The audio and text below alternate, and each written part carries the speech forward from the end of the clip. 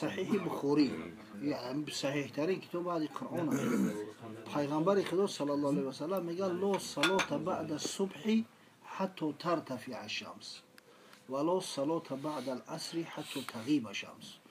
بعد دمیدن صبح صادق نماز نفل درست نیست تو وقتی بلند شدن افتاب. بعد دمیدن صبح صادق این همی شب و روزا والله علم صبح صادق شاید که ساعتای 5:57 5:58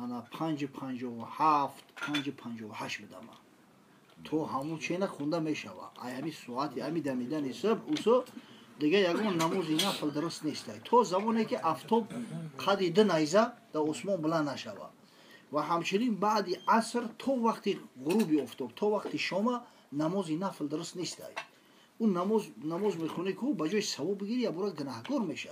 پیغمبر معن کدگی تو همین کار رو انجام میدی. اینا نه نماز شکری وضو نه نماز تحیه مسجد نه نماز مثلا اینا مثلا چی بگم که اینا اولی بعضی نمازها هست توفی رسول هر چیزی بوشوخی تخفیف میت همین چیزو حول گور همین یگان نماز نفل درست نیست. همین چیزی که میخونی تو هم دمیدن صبح بخون. از پیغمبر همین فقط در رکعت سنتی بومداد ثابته غیر در رکعت سنتی بومداد یا اون نمازو یگانش درست نیست. از جمله تحیه مسجد هم اینا اومدی مسجد حتی سنت هم نخونده یا خیلی آدم هست که سنت هم نمیخونه اول بروا میروه در مسجد میخونه هم میروان بعد در مسجد تحیه میخونه. تحیه هم نمازی مقصد نمازی فرضی نیست این نمازی همون نفلی است. تحیه هم درست نیست پیغمبر نهی کردگی. قضایش هم بعد نماز قضا درسته قضا نفل نمیشه قضا فرض است. بین عصر شام هم درسته بعد دمیدن صبح صادق هم درسته.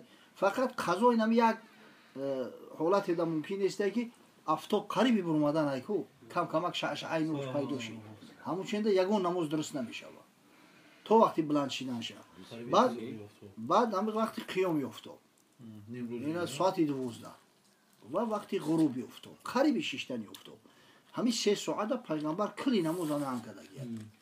عقبه ابن عمر جهانی روایت میکنه در جامع سنن ترمذی میگه 3 ساعات نهان رسول الله صلی الله علیه و سلم ان نصلی فیهن و ان نقبر فیهن موتانا.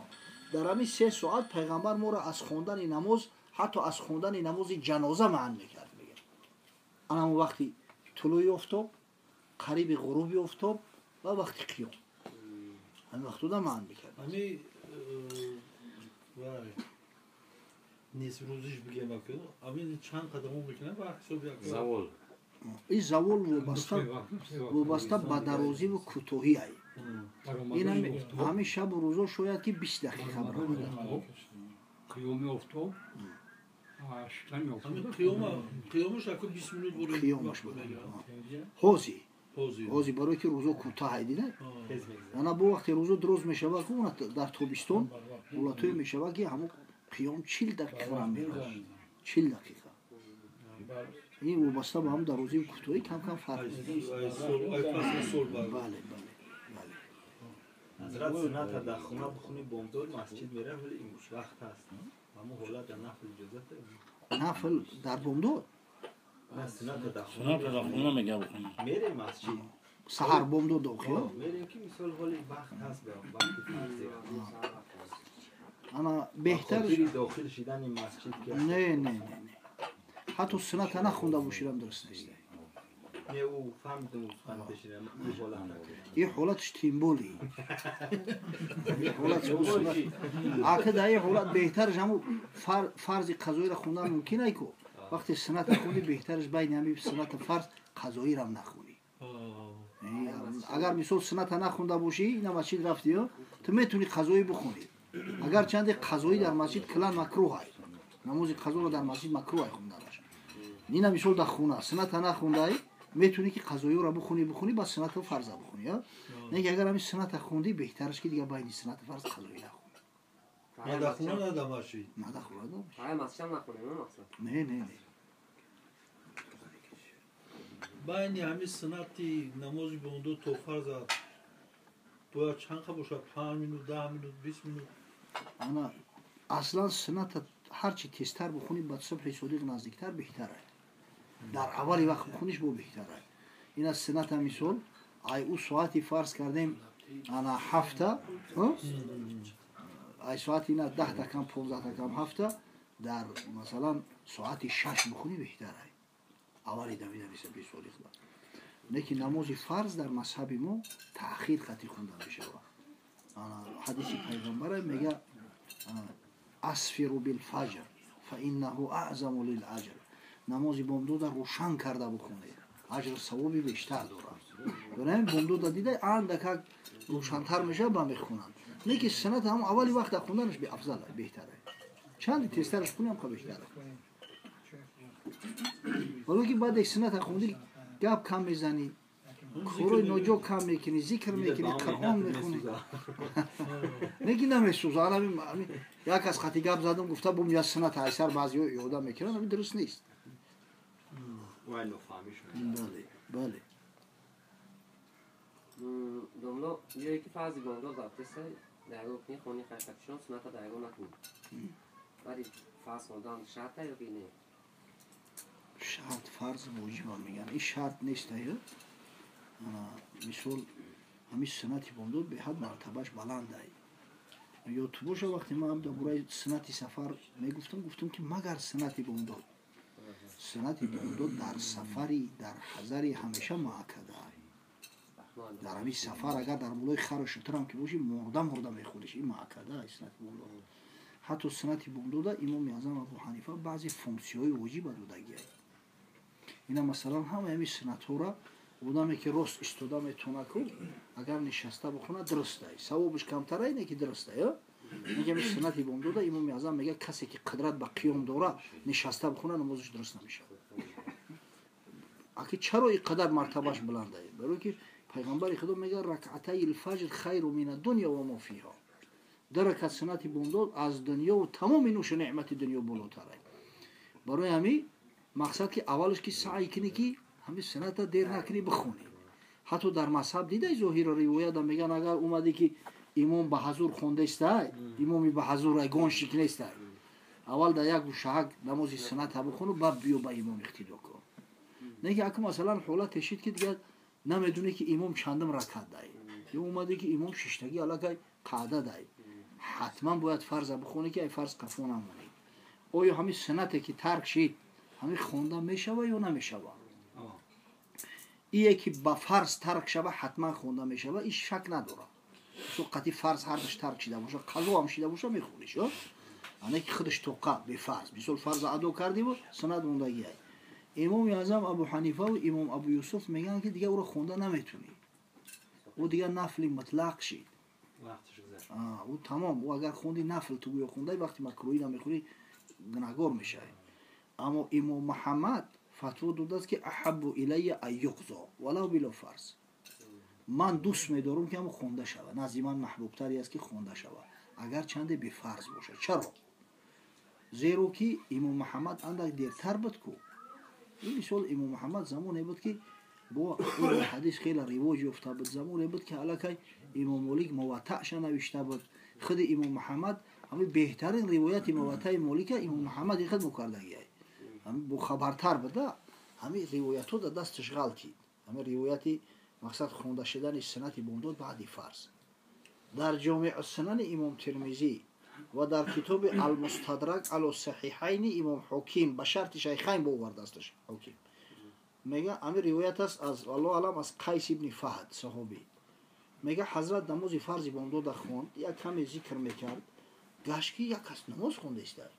гуфт субҳоналлоҳ ин чӣ намозай баъди фарзи бомдод ин чӣ намозай мега ҳамун шахс гуфт ки ё расулаллоҳ ҳам ду ракат суната нахонда будам ҳамура хондам мега фасаката валам яқул шайъо сукут кард чизе нагуфт ҳазрат вақте пайғамбар корера бибина чизе нага манъ накуна ё суханера бишнававу манъ накуна маънош ҳамие ки розӣ аст пайғамбар ира тақрир меган яъне гӯё дар зери ҳамун подпис мекунад санад метавона қавлӣ боша метавона феълӣ боша метавона тақрирӣ ҳамин худаш аллакай ҳадис шид вақте сукут карда чизе нагуфт ҳамин хотир имом муҳаммад вақте ҳамин ҳадис дар дасташ ғалтид гуфт ки ҳамун санати бомдод агар чанде бефарзам боша хонда шава оли як камбуди муллоҳо муда чиай матна мехонема ҳушёра нигаҳ намекунем ина масалан шарҳ алвиқоя матнаш да омадааст ки суннати бомдод дига хонда намешавад баъди фарз. Суннат баъди фарз дига хонда намешавад. ам қавли зоҳир ривоят авардааст. Муҳаммад Абдулҳай Лакнави Шайхулҳинд дар ҳами ҳошияи нами шарҳалфиқҳоие ки дар диёри мо ай. Бечора дар ҳама Умдат ривоя. Аз чандин китобот далелу ҳуҷҷати он ҳамон ривоёта овардааст дар ҳошия. Ки мега ки не хонда мешавад, бихониш беҳтар ай. ҳам ривоятан, ҳам дироятан ҳамин чиз кардагиай. Ана агар ба шарте ки ҳамон бо мутаассифона баъзи устозорам бо таъкид мекунанд шогирдошона фақат матн бихонед. О ба чизи ҳошия наши ҳамаи дарс барс ту мемонед. Матн хунди соҳиб як китоба ту гӯё хундай. ҳошияра хунди 10 китоба ту гӯё хундагӣ. Ӯ мардак ӯ қа меҳнат кардааст, ҷон кандааст, навиштааст, хушмона мета ки ҳамонҷо бо бечуро рақам мондагӣ. ҳошияда ҳастай ку хеам рақама ями шарша бибинам амҷо чӣ мегам. Анами камбуди асосӣ мо дар ҳами айда. ҳоле намами баъзе фитнаҳое дида мешавад инами масъалаи ишораи суровода. Ё инами масъалаода ай ҳисоби ҳамон ки дар китобҳои худ мо ҳастай куре ҳастем ки намебинем шамора. барои ҳамин аввалаш ки накун дер. Не ки агар мабодо дер шид беҳтараш бихон. چیزی به حدیث ثابت است. بله. اگر گنجایش بود یا حضرت تو افتوبرو انا هم خوندنش ده نوعی بود. هر دشم هم محمد عبدالحی لکنوی در همون حاشیه شرح الفقهی آورده است. میگه اگر گنجایش باشه میتونه که در حال بعد فرض بخونش. میگه اگر نباشه قریب به اومدن افتوب باشه صبر میکنه افتوب از حد کراهیت که برود میخونش. تو وقتی انا قیام خونده میتونه. اما بله. فقط سند قضا نداره نیتی قضا نمیکنه. در خط سندی بامداد گفته میخونه. رنگ وقتش ده. بله. جانشی وقتش ده. تقصیر همین مسئله نماز فرض است. یعنی که در ماشین در این چیز سواران در این چیز خواندن ممکنه یا که اگر خودت ضروریات باشی ماشین خودت باشه نخدو ممکن نیست یگان نماز. نه یعنی که پاساژیر باشه. اگر پاساژیر باشی میشود نخدو را میشود. پاساژیر انا مثال اگر به شرطی که ماشین در اختیارت باشه نه ممکن نیست. یا رفیقای ختن مثال. می‌دونی؟ بابای حاجی قتی فرزند چای بچه خچای ممکن نیست. برای که میتونه بگه کی نجوانک. سرسری را دنیا را مسجد گرفته است. لیکن اگر общественный ترانسپورت باشه اختیاری او در دست تو نیست. دیدی که نماز قضا شده است. او اگر چی شود قضا میشود. همیشه رخصت داده گه شریعت. با ایما و اشاره میخوری شیشتگی. هر طرفی که رود باشه. اما رو طرف قدرتت کدوم طرفی باشه میخونی. اما اگر خوندی و ولی در مسکو بسیار میشود در ترانسپورت بچورا بچورا تری زیاد خوندی و اومدی که ولی نماز قضا نشیده ایسری نو میخونیش. اگر اومدی که حالا گذشته از وقتش همون خوندگی درسته. دیگه تکرارش نه دیگه اگر وقتش گذشته باشه دیگه تکرارش نمیشه. حضرت کمی یا پینا خود میبره کو خیردم یا امام شفیعی مو همون چی مقدار باشه اکو متاسفانه خودت درک نمیکنی آخه میبینی که هم یا این هم تای شیشتگی هوزی کو یا پینا یا ساعت هم بخوره چی بکنه این راه محکمش نه بله گویا که خوب نه اگر به شرطی که همین این تای اون باش باشی یا با پشت باشی یا با شکم باشی دیور تکیه کنی همین یک میلی چی میگم میلی سکون میشه و چی میشه همین هم میجزدن اگر خود بود تورت میشه ای شوفر نمی ضروریو مای خو پاساژیر دبرش تاگی یا ساعت هم خو ان شاء الله بخیر زمان تورتش میشکنه که مغلطه همین غلطیت میشکنه ما همین یعنی چی میبرده هم تری میشه بو خیر دموشین نه مشکل نیست توغری میشه اگر بغلطی تقصیر بدور شده ای حالت هم میشکنه خود برای فقط میشکنه نه همین بغلطی بدور بعدی غلطیدن بدور شد یعنی که این مثال فرض کردیم در این نماز هم خود دور غلطی بدور شد زمین در غلطی دیبا بدور شد تورت میشکنه نه که همین خود بود همین تا وقتی همون سر کلاپو رفتن در بدور شد با بغلطی نمیشکنه یعنی ولی خوبی سوز اگر با شرطی که خوب باشی و بغلطی بدور شد در این حالت انیق میشکنه یکون شک شبه نداره میشکنه بابای جمله معما درست نیست معما اصلا یک فکری سربسته را میگن معما یعنی که به خاطر اون که به خاطر اون که اون طرف مقابل جواب گفتن در اشکال بکشه بعضی چیزها را با معما میگن. معما یعنی چی؟ یعنی که مفهوم درک کردنش به هر کس میسر نمیشه. یا اینا مثلا مثال بگم ده مثال مسئله را روشن میکنم. انا کی میگه که حافظ یا مفتی ابله داشتی انا معاصر شده میشید از دم تری همه عصر زمان ده بعدن میشید از دم تری میگه مفتی شهر که مردم ملکش میخوانند قول ما نیست همین است که او آدم نیست. آدم نیست خره میگه ده کذب کردش نمیشه ملک مردم ملکش میگن که ما میگه که آدم نیست ملک هم در اصل معنوش چیه؟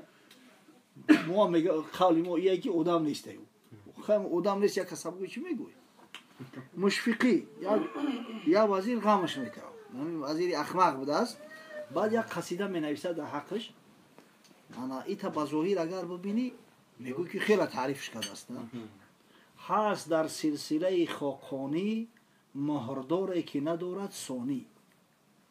مهردار یعنی که پیچدار صاحب پیچد اما وزیره که مهرداری که ثانی ندارد رنگی دیگه تری وزیر نیست. اگر کلمه مهردار حرف ثانیش بگیری مردار میشه. حرف ثانیش هی را گرفتی مردار میشه. اگر یا مرداری هست مقصد که تری مردار دیگه در دنیا نیست. چون کلامش به فصاحت آمیخت از دهانش گوهری به حد ریخت.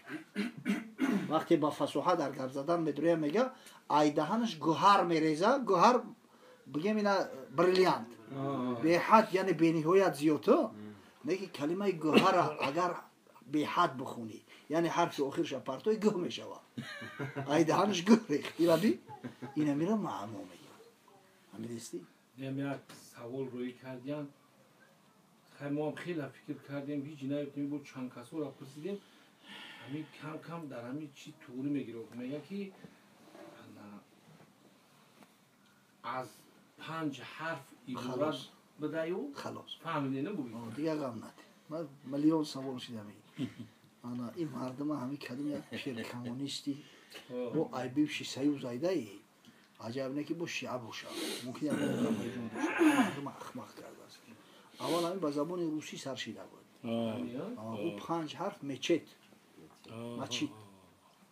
مچت او همو 5 حرف اینا مچت ای میگه احمقی را ببینه با برای وهمه کردن ای شب سیاه‌تر ای خدا لعنتت کنه خانه خدا ای شب سیاه‌تر میشه مردکو 3 بار میبینن هر روزه و زنکو در عمرشو یک بار برای چی پیر کمونیست میگم یه ابله حتی نمیدونه که زنک هم مسجد میروه فقط در همین بیوشی سیو زنکو نمیرفتن ولی را همون این چقدر معنی کردیستم تمامی دنیا برای خدا زنکو نماز میخونن خواه یه اروپا باشه خواه آسیا باشه خواه افریقا در زمان پیغمبر خدا 5 نماز هم میخوندن. مسجد حرم بابو نیسا داره مسجد پیغمبر بابو نیسا داره دروازه زنکو این ابله بیده اک مقصد منبرم مردش هم میدرونن یا برده حیات میره جنازش مقصد اخمقی را بیده بعد 3 بار برای چی میگم شاید آذربایجان باشه شیعه چرا مردکو 3 بار میروند مردکو 5 بار نمیروند همون جوابی همون اون معمو نیست او یک همه گلوالون که ابلهونه همون با عقلی خودش تغییر کرده این مردم فندی همون را خورده گشتن خشنا وایرون کرده او یک کس می بیو کو شمسلو بیو جوشیدی هم دیشب بیا بینا میگه خطی اکه امتری سلوا اسپیتی بوکو سلوا اسپیتی بوکو птица میگه خطی یا прекрасно знаешь что это петух میگه همین خیلی نوشتیانش که به ممبر یک چیزی به معنی ده مغزی سر او کرده این هم خیلی ایده ایران این معموی چیه با ایران ایکانون کراسورد گرفتگیان این بدبختو همون پیر کمونیستو کم کم کراسورد میکنن که کراسوردوی که در گازی چوب میشوه همون رو ایبان کسی گرفته است این سری مردم گران کرده گشته جوابش میچید تقصیر این مسئله مثال زن مرد مثال سر رنگ میکنن که این مسئله Misal vaqti misal g'usl mekanı, tohat mekanı, mekanı bajo میاد yok. میآید. این رنگ کراسکا نیست. این رنگ حینه ای، رنگ ای. اینا مثلا اگر همین لک ننکو هم سرا هیچ وقت بجو نمیآید، حرام میمونه نموخیل. توراتشون هم درست نمیشه. این نخونه حتی. زنی که نخونش لک کردگه نه توراتش درسته نه ای غسل جنوبت پاک میشه. اما این رنگ ای. این رنگ در زمان پیغمبر خدا صلی الله علیه و سلم هم بود. حتی حضرت میگه که غیر الشیب بالخضاب خالف الیهود، موهای سفیدتون به رنگ مقصد عوض کنه، یهودی ها را خلاف کنه. میگه در فتح مکه حضرت ابوبکر صدیق پدرش آورد، ابو قحافه را. ابو قحافه ولی مسلمان نشده است. بعد پیش حضرت آوردش گفت پدرم میگه که در پیش پیغمبر مسلمان میشم. و کلمه شهادت گفت مسلمان شد. گفت که سر ریش سفید یگون قیلی سیاه نداره. بعد گفت که بر او را مقصد رنگش که حینه قدی بر رنگش که ابو قحافه را. ولی ایمیان همی چوریوری ما حضرت ابوبکر حضرت عمر سفید کردن و چی رنگ کردن، نه که عثمان و علی نکردن. مقصد در شریعت چی میگن این مسئله ده؟ زن ده یگان خیلی مانعه نیسته، سیاه میکنه، سرخ میکنه، زرد میکنه، فقط هم پاپوگای مپوگای و تری رنگو نمیشود. نمیدستی؟ انا بروی شوهرش میکنه کوی در قصت های. حتی اینه میزنه که سین سالش کلون های. ما برای زنمون چی حضرت؟ عالی لازم میرسیم شما میرسیم. حتی اگر زن اینه میسال سینش کلون های 50 بولو های، برای هم شوهر خودش اگر رنگ سیاه هم کنه یگان مشکل نیست. مستحب. برای مرد هر سین سالی ده باشه رنگای غیر سیاه درسته. هر سین سالی ده باشه این عامه.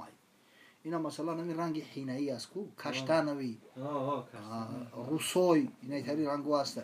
همین رنگو فرق نداره. آدم مسافد هم اگر کنه رخصت ای. نه که انا رنگ سیاه همونجا پیغمبر خدا میگه غیر شیب بالخضاب و اشتنی بالسواد. رنگی سفید میگه سیاه کنه و فقط ای چی رنگ کنه موتونه و نه که ای رنگ سیاه پرهیز کنه. یعنی اگر جوان باشه رخصت های، نه که آدمی که کلون های علاقه تای چیل دای و اگر به شرط سیاه کنه مکروه های. پیغمبر خدا نهی کرده است. یک حالت دیگه هست که هم برای مرد مکروه میشه هم برای زن. وقتی که رنگ سفید سیاه میکنن به خاطر فریب دادن یا آدم که بگیرم نمیدونی خب مرد باشه خب زن اینا جور مردک زن گرفتنی های اما رنگ میکنه سفید سیاه میکنه برای او را درست نیست های این علاقه غش حساب میکنه. یا زنک مثلا سرش سیاه میکنه که ببینن خشم کنن بگیرنم. همین حالت ده اگر سین سرش کلون باشه درست نیست های. در دیگر حالت برای زن همیشه موی سر درسته. برای مرد موی مقصد جوان باشه اگر سیاه کردن ممکنه، پیر باشه نه که دیگر رنگا رخصت های. اینا بابا مگر روز همین حینه قطیر ریش سرخ کنم یگان مشکل نداره. نه که اگر سیاهش کنم مکروه های. همین رنگای حاضره یعنی که با اون حساب هینه میروند. بله یو رنگن یو کراسکا نیستن. این چیزی نیسته که مقصد که اوبا معن کنه. این رخصت های. او همین لگ